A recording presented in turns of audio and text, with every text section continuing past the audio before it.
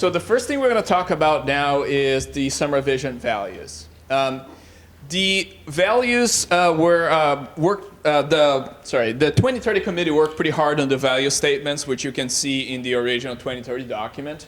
We analyzed feedback from our kickoff event, where if you weren't there, we had folks actually look at those value statements and give us their opinions about any thoughts they had around them. We didn't put limitations on that.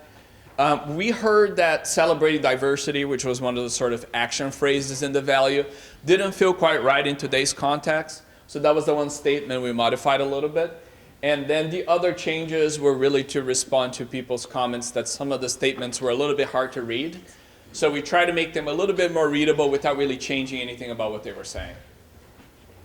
So on diversity, we just changed it from saying celebrate the diversity of our people, culture, housing, and economy to protect and foster. This is really to reflect the value in the community that we want to protect this diversity. It's not going to just stay there if we don't fight to protect it. The second value statement is celebrating the unique character of our neighborhoods and the strength of our communities expressed in our history, cultures, and vibrant civic engagement. This is really about the community's participation in our civic process, which is getting played out right here. The third value statement is investing in the growth of a resilient economic base that's centered around transit, generates a wide variety of job opportunities, and creates an active daytime population, supporting independent local businesses and securing fiscal self-sufficiency. The next value is to promote a dynamic urbanscape that embraces public transportation, reduces car dependence, and is accessible, inviting, and safe for all pedestrians, bicyclists, and transit riders. Build a sustainable future through climate leadership, balanced transportation, engaging civic spaces, exceptional education opportunities, improved health, varied and affordable housing options, and the responsible use of our natural resources. And then, lastly, affirm our responsibility to current and future generations through continued innovation in business, technology, education, arts, and government. So these are pretty much the same values that we had last time. So you all already heard them before. So what we're going to talk a little bit about is how are all these values connected? We know that there's a lot of information packed into one of those values. And the reason why it's important for us to define these values is when we talk about policy, we're usually talking about actions that the city is going to be taking or that community groups are going to be taking. The values talk about what matters to us, and that should guide those actions. And it's important to keep those values in mind so that you're not just doing actions without considering whether they reflect the community values. And they ask important questions about long-term. Because sometimes proposed actions and policies can make sense in a short term, but when you think about where do we want to be in 20 years, it may make you think about those values, those policies differently. And then the last bit is thinking about how these different issues intersect. It's very easy when you're talking about specific policies or actions to talk about that in isolation, but the reality, as we know, is open space, sustainability, housing, all of these things are connected. What all those values have in common is a belief in equity. And what equity means in really simple terms is that we want all current and future members of our community to have the opportunity to thrive. But this requires doing three things because of the context in which this happens. It requires lifting up people who have higher barriers to opportunity due to historic disadvantages. So you can't just create a new resource. You have to consider the barriers to those resources from people who are already starting from a place of great disadvantage. You have to consider accessibility, not just in terms of disabilities, but in a much broader sense. Who can access what? What do you need to access something? That could be language barriers. That could be an age issue. Are we creating opportunities for young people to access services, for the elderly people to access services? And then lastly is about listening to the lived experience of marginalized groups. We tend to listen to a lot of voices that make themselves heard, but there's a lot of groups who don't have the same confidence or cultural or political capital to make themselves heard. We need to seek them out and make it a purpose to listen to them.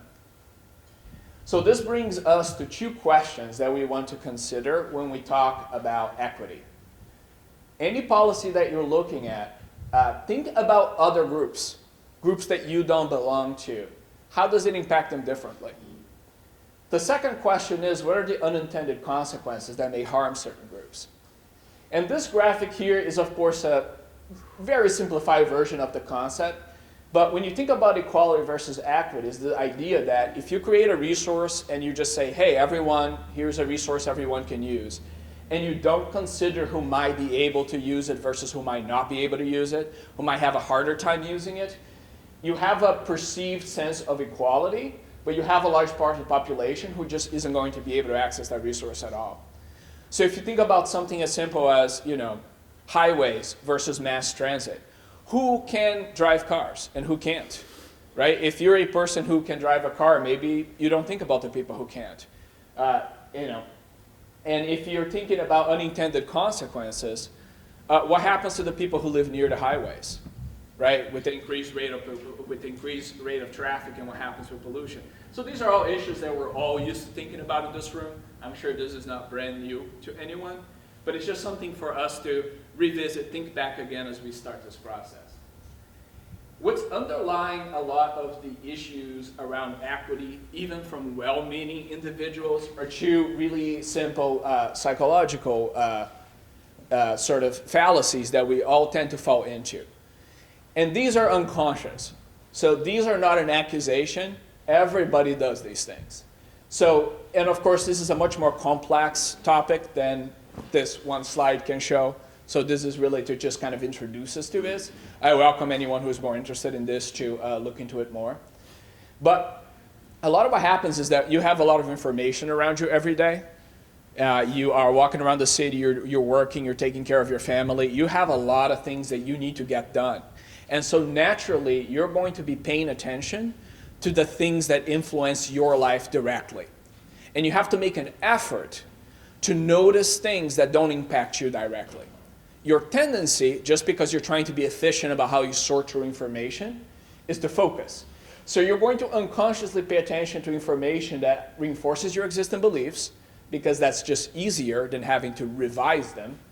And you're going to ignore this misinformation that contradicts these. And by beliefs, I mean this broadly in terms of what you think is important, which may not mean that you disagree that something else is also important. It just means that it's not as important to you. The second piece is when we talk about stereotypes, which is even unconsciously, when we talk about groups, whatever that group may be, right? So we may talk about teenagers. What makes teenagers a group are certain objective factors like their age, the fact that they're probably in high school. But once you put people in a group, it's really easy to start making generalizations about other attributes that that group shares that they don't really share, at least not as a block. So it's about trying to differentiate what are the objective things that makes a group that they share, and what are the things that you're assuming they have in common by association. Who noticed that was a monkey that showed up in the middle of the video? Raise your hand. Okay. Who noticed that one of the players wearing a black shirt left halfway through the video? Who noticed that the curtain on the background changed from red to orange throughout the video? Now, if I tell you to just watch that video, you would have noticed all those three things. But what happens when I tell you to focus on one thing that's going on? You miss really obvious stuff going on around it.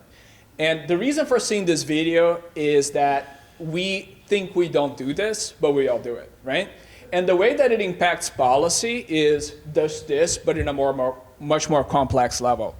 If you never take public transit, you just don't think as much or notice as much issues with public transit. And you could go down the list with that with any issue, right? That's what I want everyone to think about. So we're going to now do an exercise that's going to have 3 steps, and that's going to get us a little bit deeper in thinking about this. There are these little notepads on your table, in case you don't already have a piece of paper with you. They look like this. And there's also pens. So you can use your own, or you can use these, anything, whatever works best for you. And the first 2 steps of this exercise, you can just write this for yourself. This is really a personal thinking exercise. You can also talk about it with the person next to you, but this is not something that we're going to collect or that you're expected to share, okay?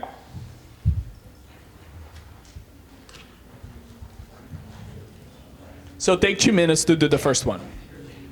Individually, think of a policy or action that relates to the issue on your table. And sorry, let me clarify. If you look at your stack of paper, there is a little sheet that's turned face down. Turn that face up. That's where the issue on your table is. Looks like this.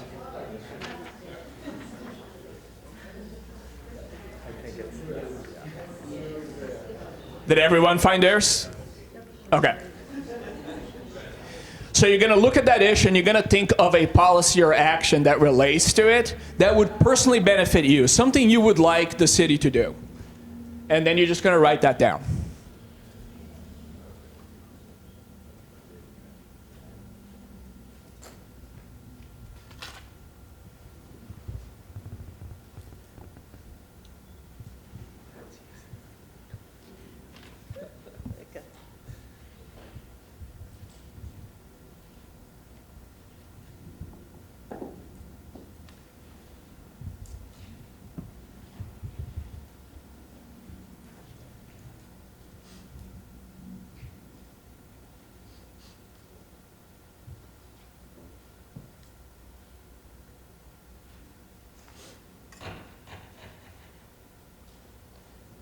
All right, 10 more seconds.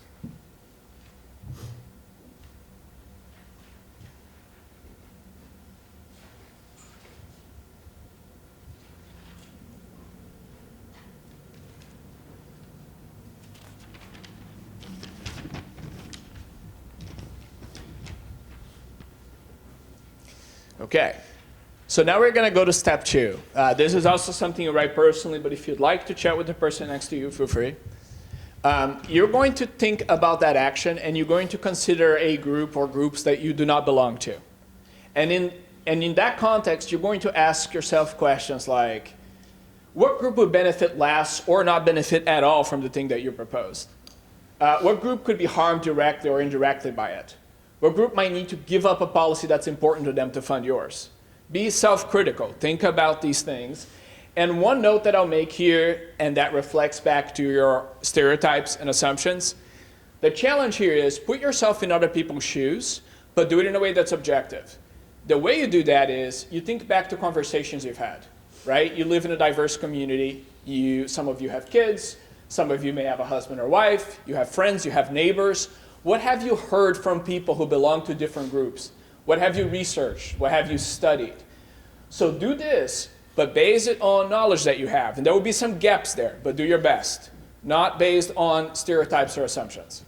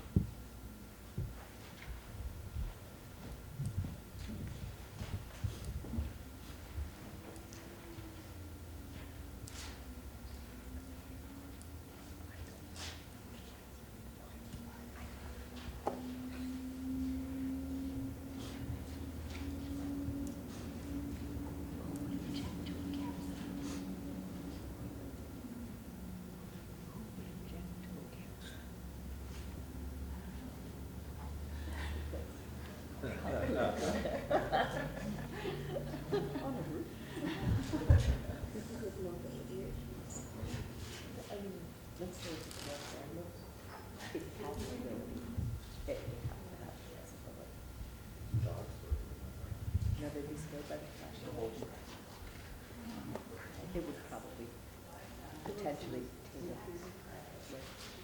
don't harm people. That's interesting. That's a big mistake.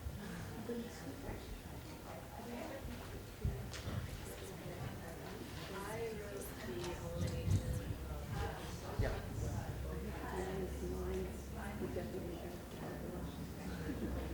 Nothing to care about. Well, you can read something that the dog can chase. You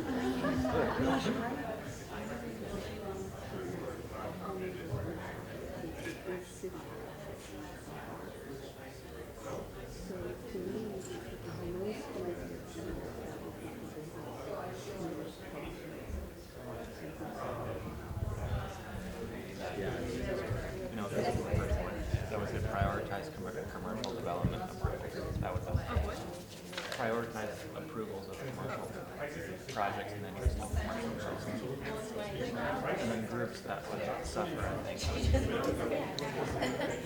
environmental groups or things like All right, now we're going to get to the third step of the exercise.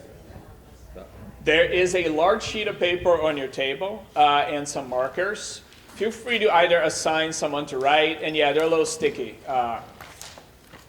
Pull them off from the side and they'll come off right easily. There we go.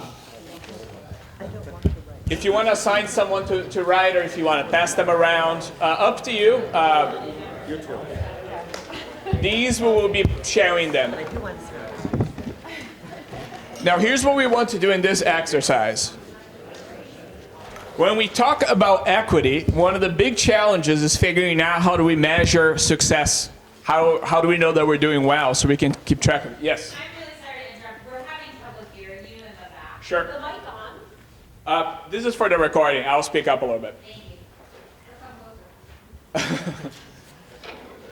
Okay, so for step 3, we are striving for equity, but how do we measure success?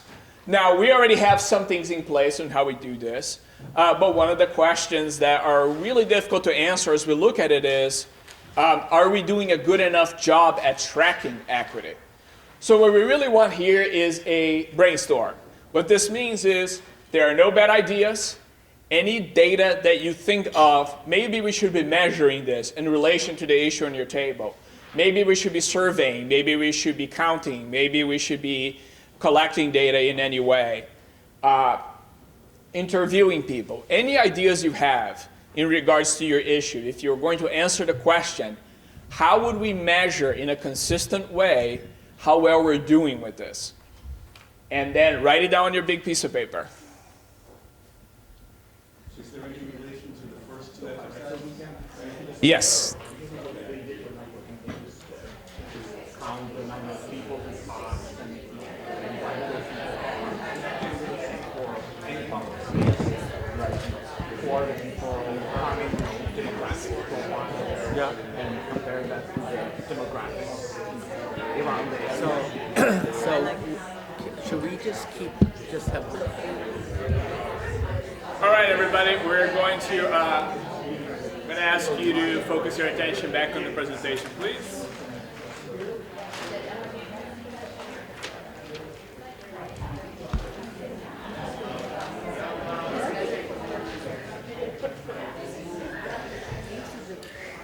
So the reason why we wanted you to think about measurement is because if we think back to the video with the monkey, right?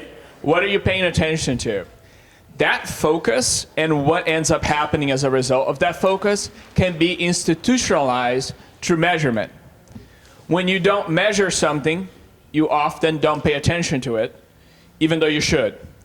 And so the question about how we're going to measure equity has a very direct impact on our capacity to do equity work because it makes us pay attention to it, right? And that is a question that's going to come up a lot more through SomerVision 2040 and through this conference, so this was only an opportunity to think about it. And leave those sheets at your table once we have a break. If everyone wants to walk around, talk to other people, see what other people wrote, that's great. So within this context, we have a few expectations from committee members as they work on SomerVision. The first one is to always consider equity, and this includes checking yourself for your biases and blind spots. We all have them.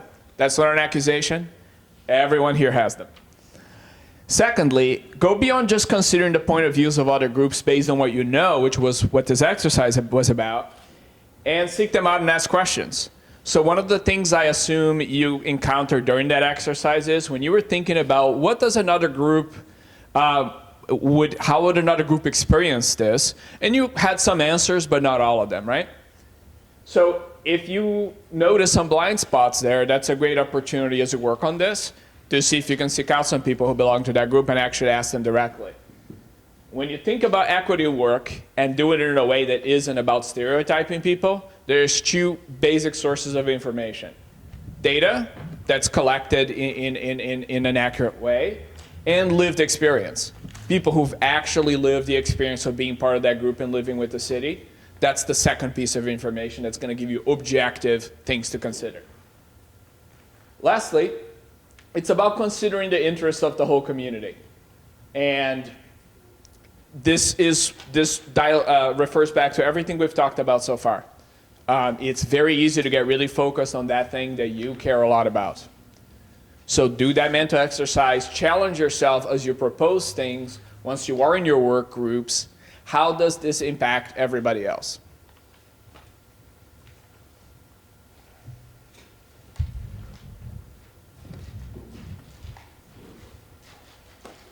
So now, before we go to the next session, we're going to take 5 minutes, and I just want to give anyone an opportunity where throughout these exercises, if they thought of something that they think would be really interesting to share with the whole room, raise your hand. You're not required, but if you'd like. Anything interesting? The right question. Go ahead. So my thing was requiring barrier-free paths in public spaces. That's public spaces on topic. And some of these was fencing in parks so that parents can watch their children. And it was just interesting to see like how we might work around those issues of being able to keep kids safe, but also allow everybody in the community to access. Also, their hand up. Yeah, I think one thing that's really important is to be multi-scalar if you're thinking about sustainability.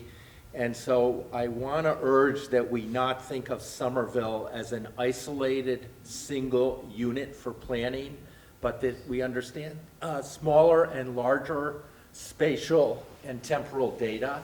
There's huge amounts of data on the municipalities in the state.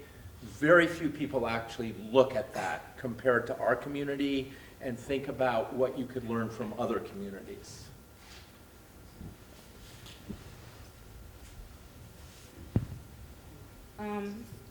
Mine is commercial development, and I know that our city is a city of immigrants and people of color. So an interesting question that I had come up with was, what is the effect of including a 40% hiring rate for people of color? Because we have a city of immigrants and people of color. How does that affect people who aren't people of color, like myself, who is also low income and in need of employment?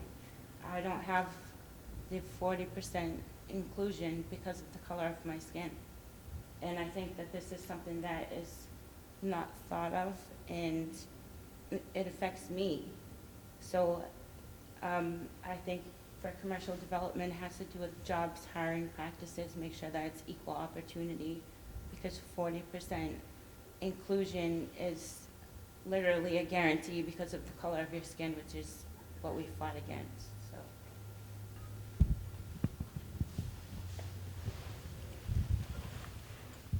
So. Thank you. I think in terms of thinking about your whole community, our community is changing really fast, and there's a lot of people who are being displaced. And so I think we have to keep that in mind as we want to think about the people who just had to leave like within the last year, and the people who might need to leave in the next year. Otherwise, 10 years from now, when you think about the whole community, you're talking about a really different group of people. Okay, we'll do two more, and then we'll have to move on. Going back to the slides that you put up about values and rethinking how we name those values, many of those values appeared in the first round. There was a graphic that the size of the name of the word was how much support there was for that particular value. The two largest were diversity and community. And while we measured open space, jobs, and housing, we didn't measure those values. And by virtually any measure, we are less diverse now than we were when this was written. We have less, the bonds of community are weaker. So, and I think that going forward, we need to do three things about that. One is develop measures for those, because the values are important too. Secondly, understand that we have to think of this as a system, so that building more housing can, for example, undermine commercial development, depending on how we do it. And in turn, commercial development undermines our ability to pay for affordable housing and for everything else we want. And another element of that systems thinking goes back to what Wigg said, and that is much of what we're dealing with is not just bounded by Somerville, it's regional.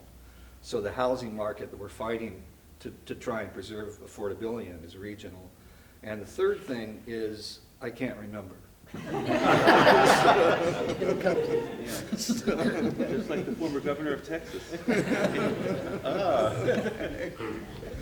Just as a corollary to what Wigg said and Bill about that we're part of a larger regional system, I think that the converse of that is that we need to take into consideration some of the genetic factors, the DNA of Somerville, namely that we are a very small geographic area, and that needs to be taken into account, that we're looking at our regional burden, the fact that we've already put through a major highway and have taken some hits for the regional transportation. So I think it needs to be a balance of understanding the system pieces, but also what is the DNA of Somerville, what it can tolerate in terms of its participation in regional planning. All right, thank you, everyone. So lastly, I just want to thank you all. I just asked you to do a lot, and I really appreciate everyone playing along and thinking about this through. And now I'm going to pass this along to Lauren. Thank you.